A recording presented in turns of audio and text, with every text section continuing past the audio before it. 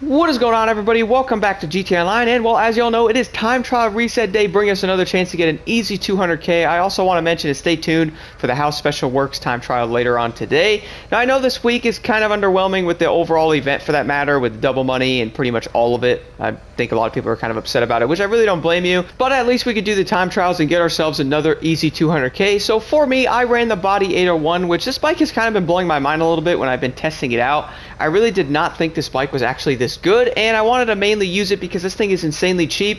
I know a lot of players can actually probably get this thing over like the Hakucho or the Shinobi or the Shitaru. Those bikes are pretty expensive. Well, the Hakucho is probably the cheapest, but this thing is only 15k. Obviously, maxing out won't be that expensive either because the bike is old. Nonetheless, we have the Sawmill time trial this week, which is actually not as hard as I thought it was going to be. I feel like the route on this one is going to make this one a lot easier. So I'm going to show you guys where I go in the beginning here as well, because I feel like that's the most important thing. But once you get on the railroad tracks here, continue all the way down this way. Now, I know this is pretty much the only way to do this. I don't think you really could do this time trial a different way. Anyway, moving over to the fastest route on this Sawmill time trial. So for this one, I'm going to show you guys the beginning of this area as well, the way that I go to get to the railroad track. So you could probably follow the waypoint, but I don't think you'll ever get to the actual quarry in time, honestly, if you actually follow that. So what I recommend doing is jumping onto the railroad tracks over here, continuing all the way down this way. Now, the biggest thing is watching for the train. If you guys happen to get the train on this bridge, obviously that's not going to end very well, but hopefully you do not, and luckily I did not. I got it over in this area. Pretty much go on the dirt and dodge it,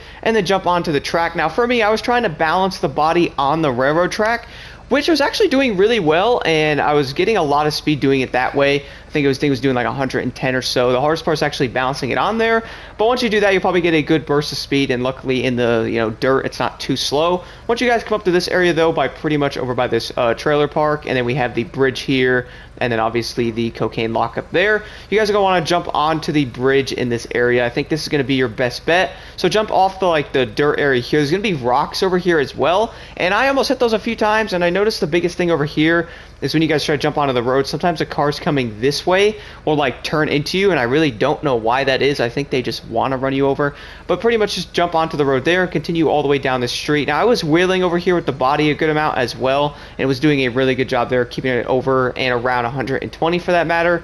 Come over here and then take a right, continue up the street here.